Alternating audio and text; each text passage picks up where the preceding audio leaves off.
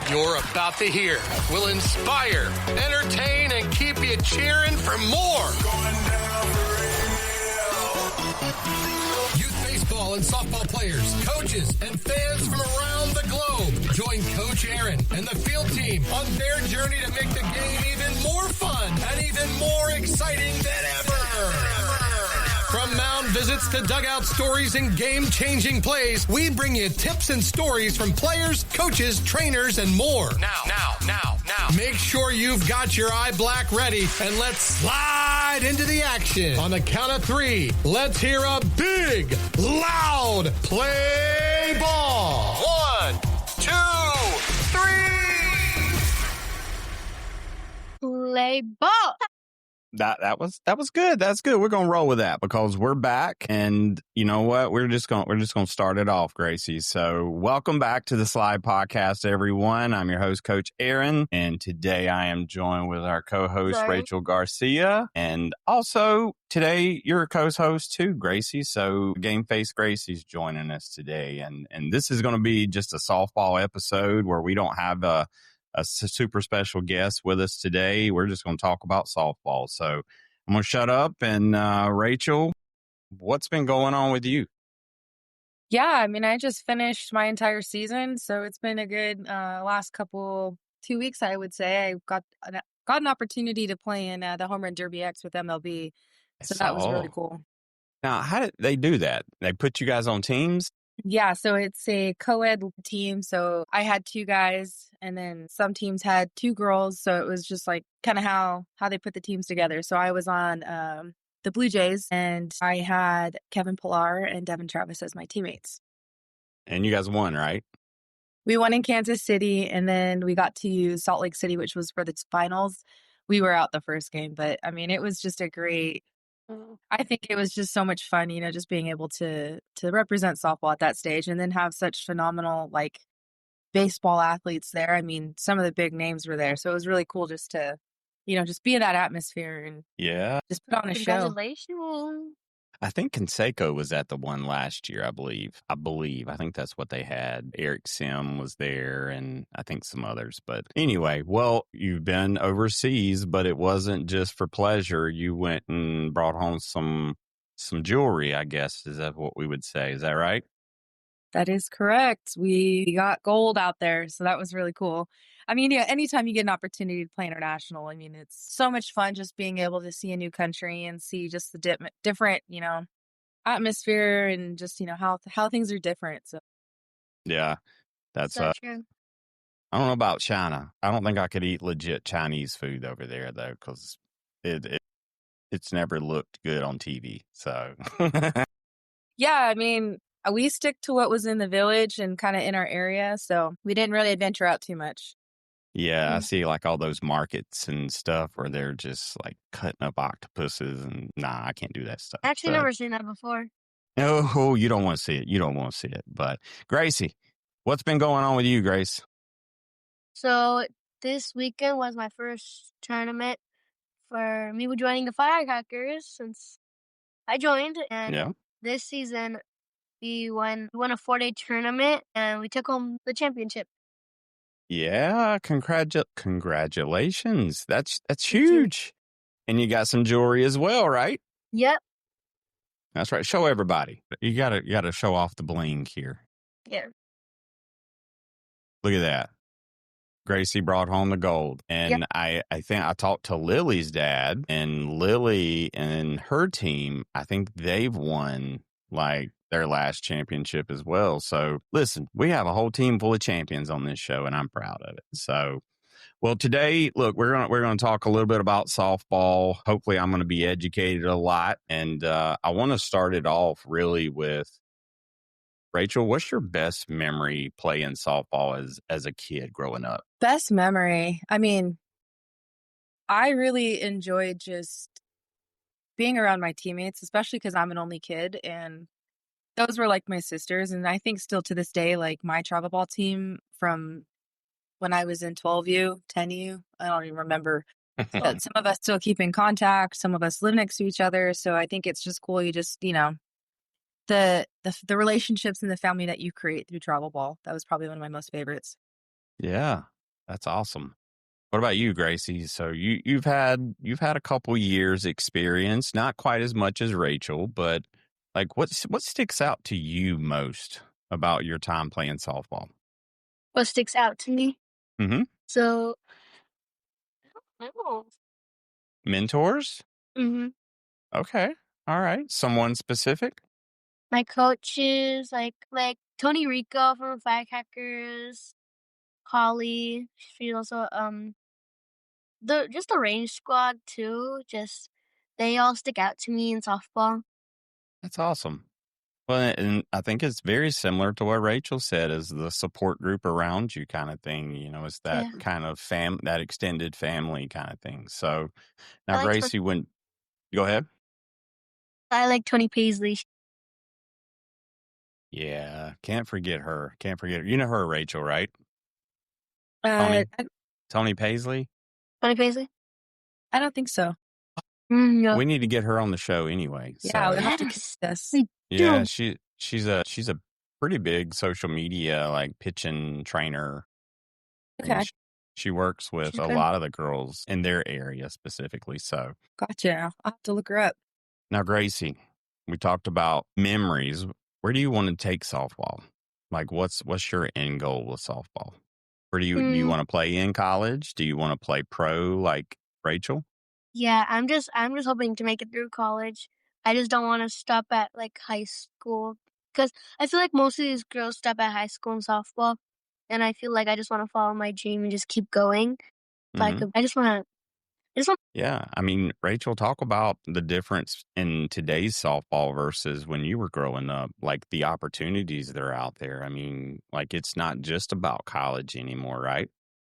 I mean, with NIL going on and the whole social media platform, I think there's a lot of opportunity. But I mean, the game has just evolved. I think when I was your age, like kids were going fast to commit to their schools, and I just remember somewhere in 7th grade committing, and I just was so confused because I was like, What?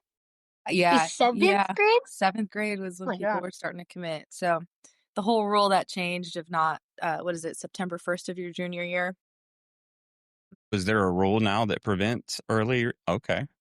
Yes. So that had changed when I got into college. And I think that, that was a big game changer, I think, for just younger athletes, just to be able to focus on their sport and just enjoy being a kid. I mean, that's what's most important, especially at your age. Like, there's a lot of girls drop out. Not even girls, just athletes in general just drop out of sport because of burnout. So I think, just being able to enjoy being a kid while you can, because the second you commit to softball or any sport, like you're fully committing and you're giving up a lot of your personal life to go and fully commit to get to the next level. Like you said, you wanted to get to college, and after that you want to play pro. So you have to fully commit in what you want to do. That is just like so true, because you're just like, you're giving up a lot. There's a lot of sacrifices, and it starts with your parents. So make sure you thank your parents. That's right. Parents are always. Members. Go ahead. Like just your family members. Like, I mean, one of my family members, my tia, she's the whole reason why I started playing. And Really? also because I looked at a softball field and a couple baseball players and it looked cool. Of course. I think you look cool too. It looked fun, so. Yeah. What made you want to pick? I don't know. I think something inspired me. I do not remember what. I wish I do. I just think it was either watching a player or just. You thought it looked cool when the pitcher struck him out, and you were like, I want to do that. That's probably what it was. That's what it was. I'm sorry. That's what it was. Yeah, you wanted to blow some smoke, so you wanted to throw smoke. Now, Rachel, how early in your career in softball in the youth side did you commit to being a pitcher?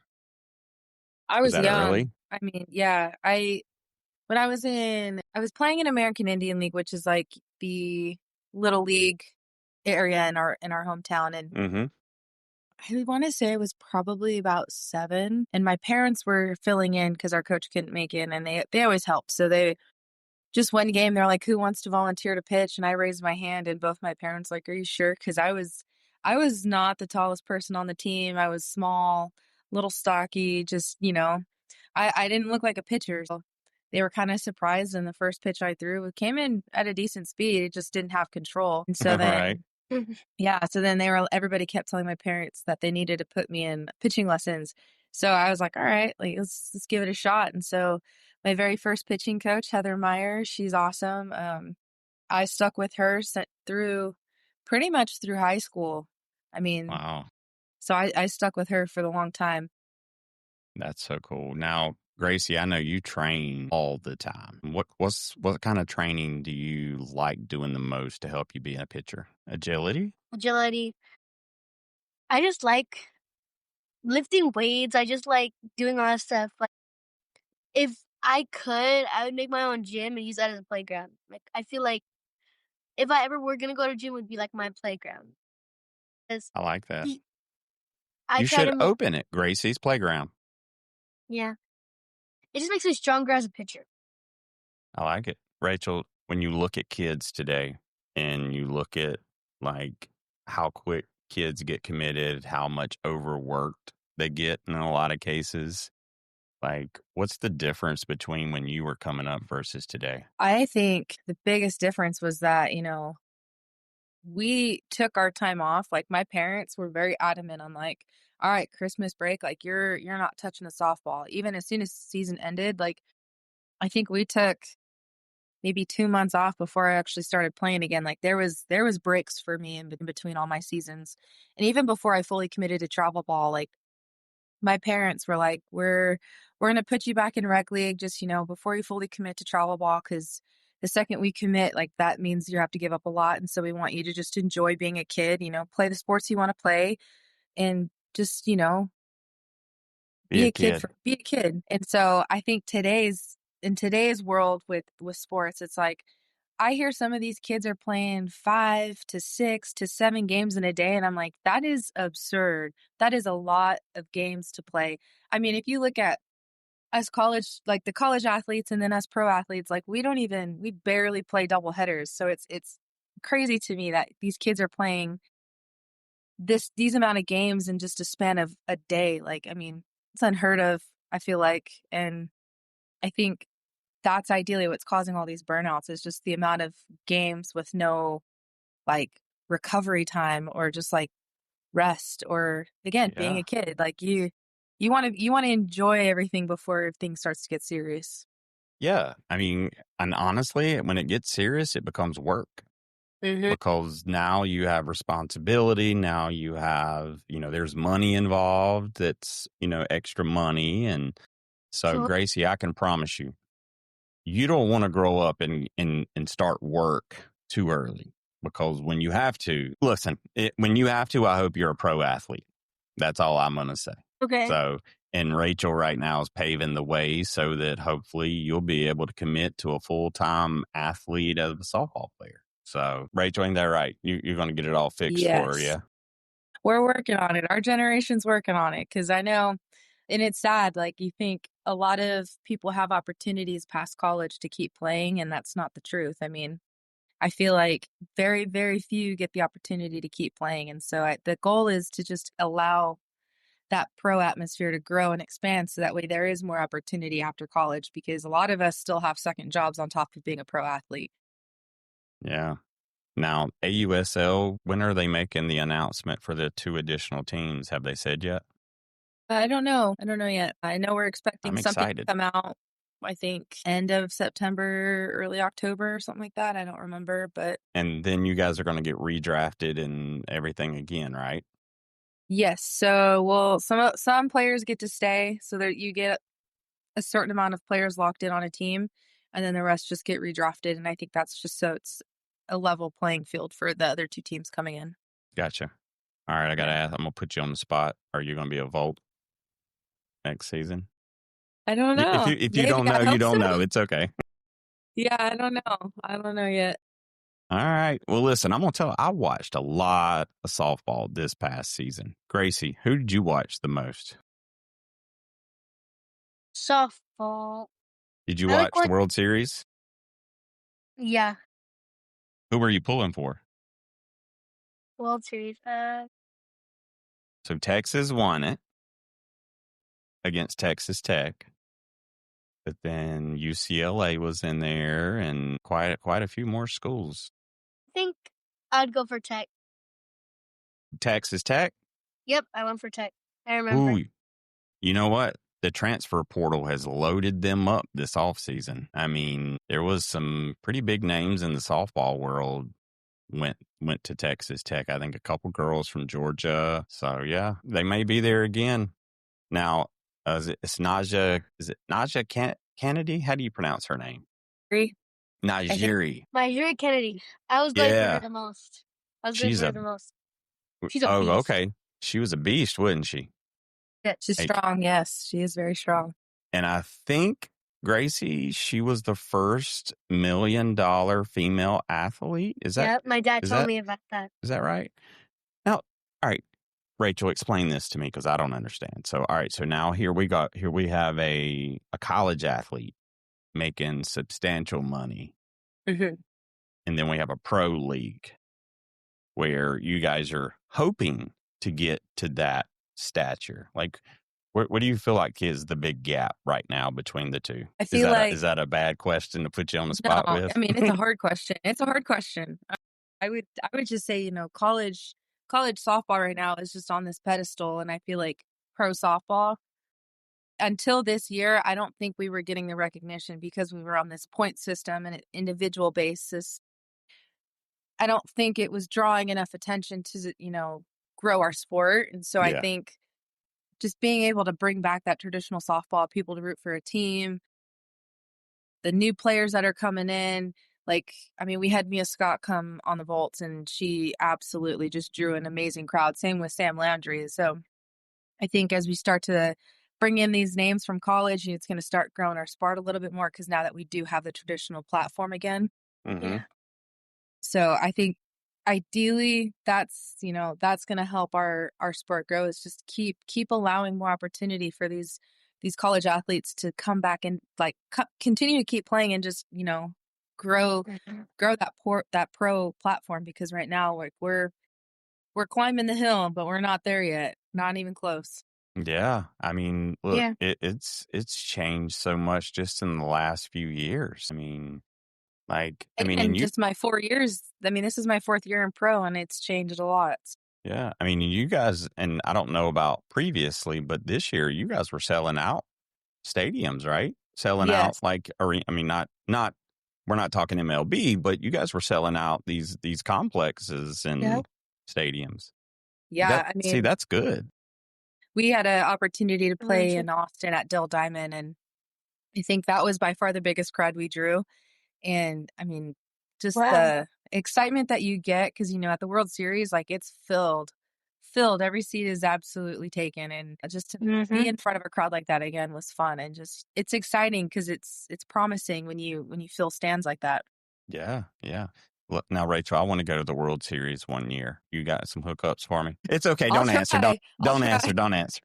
Because then everybody's going to see this, and your inbox is going to blow up. So, Gracie, you have any questions for Rachel?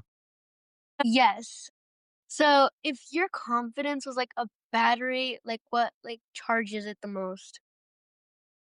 Like your practice, your team, your self-talk? I would say it's my teammates. My ride or die right now has been Deja Mulipola. Is just, phenomenal catcher. She played at U of A. And I think when you get human beings like that in your corner who just can, even if you're not on your A game, but still can, hype you up and just, get the job done like that, those are the people that you want to be in your corner. Because I think when you have human beings like that and teammates like that, it makes your game 10 times better.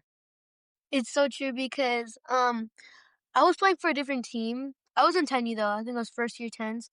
So there's this girl named Alana, and she's an amazing catcher. She just hyped me up all the time.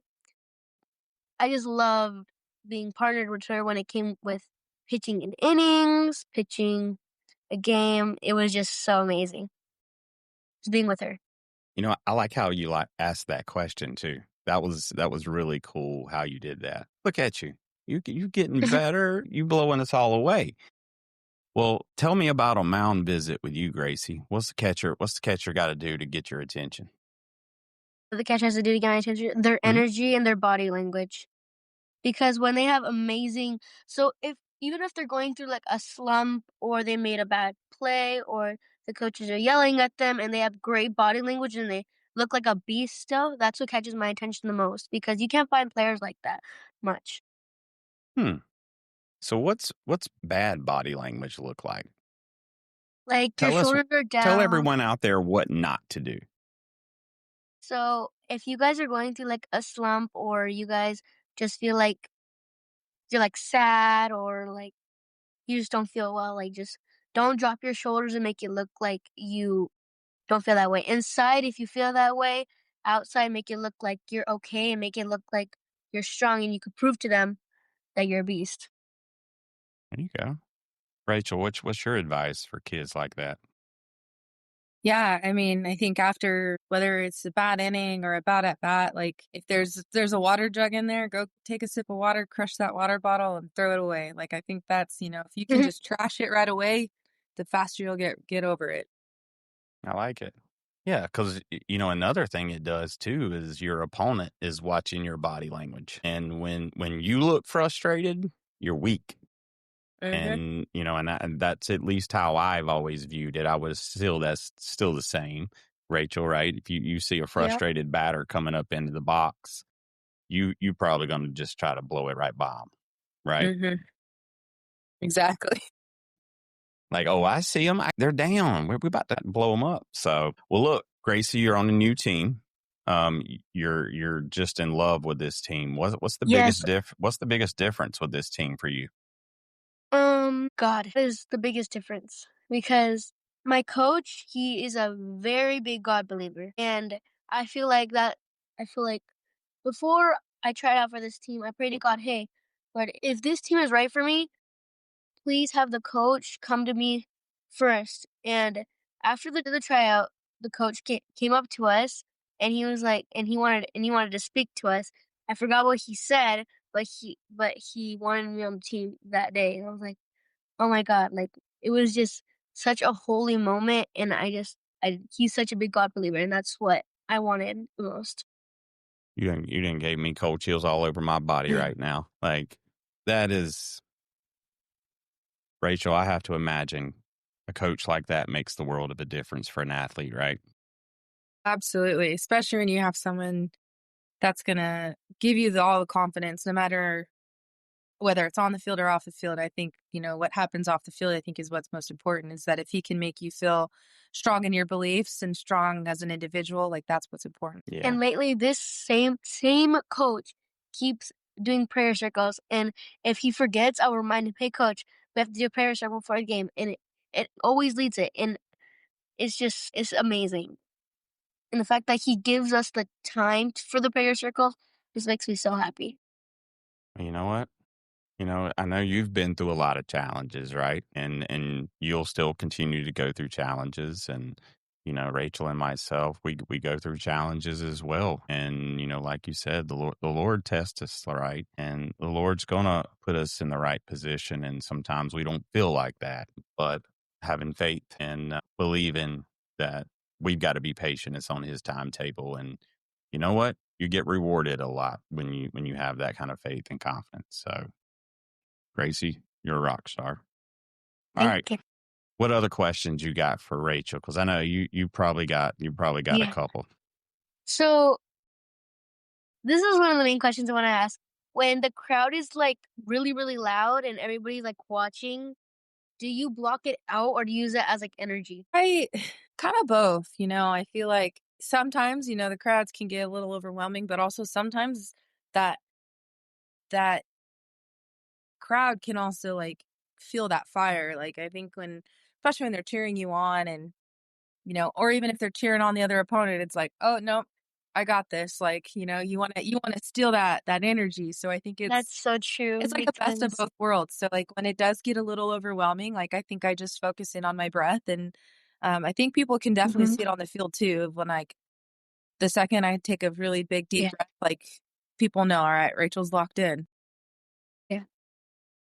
I'm gonna look for that specifically going forward. I'm gonna say, okay, that there's a. I remember watching that before. I remember seeing her breathe before the mound. Tony Rico, he would always say, well, your routine should be go to the back of the mound, take a deep breath, walk to the mound, think of your pitch, and then pitch it. Keep it simple. That's right. So, Rachel, what's the biggest crowd you've played in front of, like through high school, even the Olympics overseas? Yeah, I mean, I would have to say the Women's College World Series national championship game against Oklahoma. Yeah, how many people? Was it like 30? All I can tell you, it was all Oklahoma fans. So that wasn't intimidating? I mean, they're playing at home. It's a home game. Yeah, technically they play there a lot, but I think, there was something different about that year, and I don't know what it was, but the energy that we had was like, no, we got this. Who cares? Like, sea of red with our little tiny blue square, like, we got this. And like, we came out the bat, like, literally, Brie Perez hits a home run, Bubba Nichols hits a home run. It was like, oh my gosh, like, just I can't even describe it. Like, that feeling was different vibes that I've ever felt before. So that's when the air got sucked out right there is when those home runs started happening. So you pulled that energy from that crowd.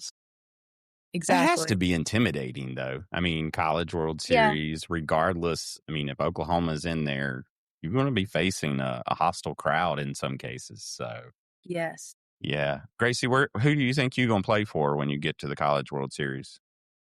Oklahoma. Oh, really? Now, why? Is it because they're always there and they win? Yeah. Yeah. Okay. All right. They're winners. They're good. I want to play for Oklahoma. Yeah. Yeah. Now, Rachel might say UCLA. I don't know. If Lily was here with us right now, she would probably be saying, well, actually, I think she's kind of split between Texas and UCLA and a couple, and I think it is so cool, though, just to see how these programs continue to grow. And I feel like, is the transfer portal, I mean, I guess it's pretty popular in the softball world these days. Wow. You think so, Rachel? Yeah. Like, it's changed. I think it's popular for all sports, and I think I don't know. It's interesting just to see people commit to a school and then just leave right after their first year. It's different. It's a different vibe of college, so. Yeah. True. It's, there's good things about it. And then there's some negatives too. And I think if it handled correctly, I understand why, a kid commits and maybe they don't get the playing time that they deserve and they move. Mm-hmm. But I don't like the idea of just saying, I don't like it here. I don't like the coach and moving somewhere else. I feel like that's, I mean, and then the amount of money that's getting thrown at these athletes is, they're just babies too. Like, and I, from what I know, you're not even taught how to balance a checkbook anymore in school. No. And they didn't even teach me that in high school, but I knew how to do it. Yeah. I mean, now I do remember a class, and again, I'm a lot older, but I did have a class that went through that kind of stuff with us. We had an economics class and we went through all that stuff, but kids these days, no. And yet, I think we hand them a blank checkbook. Go ahead, Gracie. I don't know what you guys are talking about. Like, I don't. So I think I answered the question for you guys, because I don't know what you guys are talking about. I remember my econ class, we had to come up with a whole, like, budgeting thing. And before, like, that was, like, our project for the end of the year. I just remember going through. Like, finances, it's Gracie, listen, you're young. You got to make sure your mom and dad teach you the world of finance early. Because that'll help you make smart decisions as you get older. Mm-hmm. Especially in college when you're getting money thrown at you. Yeah. Like, because I feel like that money can ruin some athletes, before they actually are able to achieve what they probably could have achieved. I look at, like, Rachel, you watch college football? Little bit, yeah. Yeah. Who's your team? UCLA? I don't even want to answer that. Is it UCLA? I'm UCLA through and Okay, through. okay, I've okay. always rep UCLA. It's Okay. just But I look at like Arch Manning, right? You know who this dude is, right? He's the quarterback for the Texas Longhorns. He's Peyton Manning and Eli Manning's nephew. This dude played 4 games last year as a redshirt, and he was making over $1 million. Because let's just face it, because his name, right? Because he hadn't shown us anything yet. And they had so much pressure on him coming into this year, and this dude's making like $5 million, I believe, this year. And he struggled for the first few games. And, I mean, I feel bad for him. I mean, people put unrealistic expectations on some of these athletes that get this money, and they're not ready for that yet, man. They're still learning how to just be who they are. See, I get on my soapboxes and I need to shut up. Anyway, but Rachel, what kind of drills and stuff would you recommend for young ladies like Gracie today to really help take care of their arm and their bodies, but still continue to progress and potentially get to where you are? That's a good question. I would say long toss. Long toss will be your best friend. It'll make you stronger. I think you can, watching the ball fly through the air, like it'll tell you a lot of maybe where you're striding, how you're releasing it based on the movement of the ball, the spin. And ideally, it'll just, the longevity part of it. I think that'll also help. Yeah, I'm glad you said that because me and Mom, we're talking about doing long toss. And sometimes we'll either forget or we'll just we need it to become a habit though, because now that you said it and she's here. Now that. Listen, Rachel said it. That I need to incorporate it because that's really what like the key to being a great pitcher and getting stronger. That's something we need to incorporate. Same with baseball. There were some times where I would go into a lesson and I did nothing but long toss the entire 30 minutes. Like that to me, I think was kind of what helped develop me early on, is because I was able to, every single time I try and do long toss, like it was maxing out the distance, how far I can go. And when you do long toss, make sure that you're throwing it as high as you can, not just for strikes. I think, just every single time when you go out there and you do long toss, like see if you can max out your distance every time. And that'll show you how much stronger you're getting every single time. Now, when you say long toss in the softball world, does that mean she's throwing it underhanded? Yep, underhand. Mm-hmm. I'm thinking overhand, and I'm like, yeah, we do that. But underhand, woo. Yep. Okay. I need to get a bullpen in with Rachel. You need to get what? A bullpen in with Rachel. Yeah. You're in California. You guys can, figure out something. She's in San Diego, though, so she's a little bit of ways from you. I think I do. Well, I'm going to Irvine with Team USA October 3rd, and I think there's a softball clinic going on, so. Look at there. Yeah. Look at there. And it's a U18 team, so we'll be playing against Team Japan. Really? I'll be there. Awesome. Well, you get to meet her in person. Rachel, I got a bone to pick with you because your cards are very expensive to buy. And I've got Mia Scotts. I got Reese Atwood. You think she's going to play pro next year? I would assume she is. Yeah, she's a beast. I think it'd be cool to see her as your catcher. But I don't have any Rachel Garcia autographed cards. They're very expensive on eBay and stuff. So Give me 1 second. I got one. See, that's you put them on the spot, Gracie, and that's you get some stuff. I need to get her card. My mom makes playing cards for me, so when I have the opportunity, because I don't get the Topps cards as much. Look at that. Yeah, I'll take one of those. Yep. And Gracie, if you ever have like a ball left over at the end of a game and you're like, this was a great game and I've got a couple of these balls extra, like I want you to sign one and send it to me too, because I'm going to start collecting this kind of stuff. So, okay. Yeah. Now, Gracie, I got to ask you a question. I know you do some practicing and some training and hitting, and Rachel has been an example of an athlete that can do both. Is that your plan, Gracie? Yeah. So at what age, Rachel, do you start to notice coaches trying to make you a PO? Early. Really? Early. I don't know. I think it's a fear of a pitcher getting hurt or getting hit by a pitch. I don't know, but it started early with me. Like what, 10, 12, 14? Pretty much my Earlier? entire yeah. Pretty Wow. much my entire playing career. It was always Rachel's never going to be a two-way player. And every single time, I'd get my opportunity, I'd prove them wrong, and then they'd have to put me in the lineup. It's true. It's so true. My previous team, yeah, they, I think, they PO'd me. I was still 9. I was still 9, and they PO'd me too. So. Well, look, I think Rachel has told me several times she's had to push back on a lot of folks who believed that. And, Rachel backed it up. So, Gracie, all you got to do is be able to back it up. Mm-hmm. Like juvenile. Absolutely. See? Yep. See, that's one of those stupid jokes that I make that no one will get. And I'll have. So, anyway, well, awesome. Well, ladies, this was cool. Just hanging and chatting. Gracie, do you have any more questions for Rachel before we hop off? And if you do, please ask. Yep, I do. Okay, go ahead. So sometimes, I don't know if this happened to you before, but sometimes my pitches feel really good during warm-ups, but then in a game, it just feels super off. Has it ever happened to you? Yep, still does. What did you do? I feel like, you're never gonna be perfect every game. You're never gonna have your A game.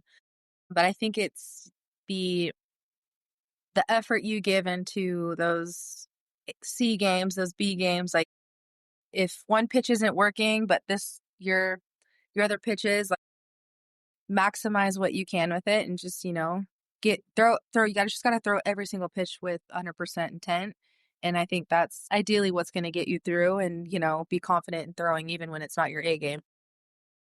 What do you do normally, Gracie? How do you handle it? Just like she said, if one pitch is working and the other pitch isn't, just try to work with it and just try to push through.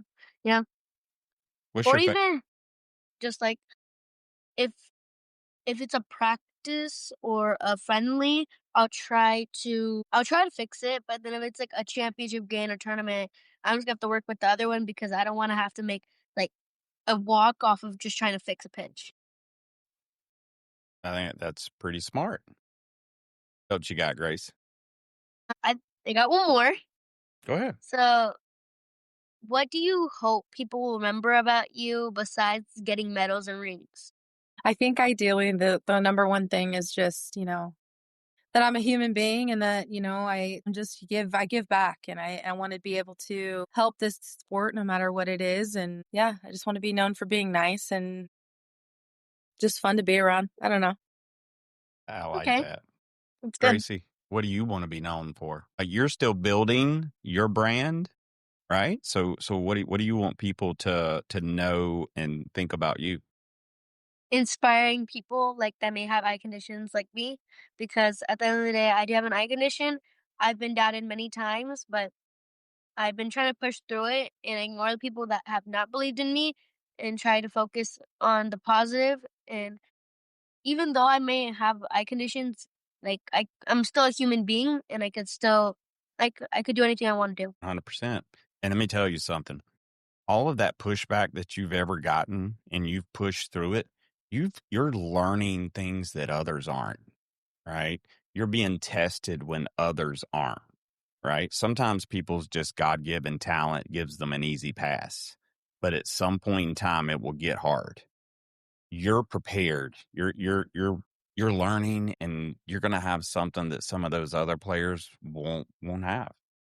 At least that's what I think, because you're going to be used to adversity, right? And adversity happens to everyone. And it's almost like working out. You're building a muscle there and a strength inside that will truly inspire and continue to inspire people. So, Yep. Awesome.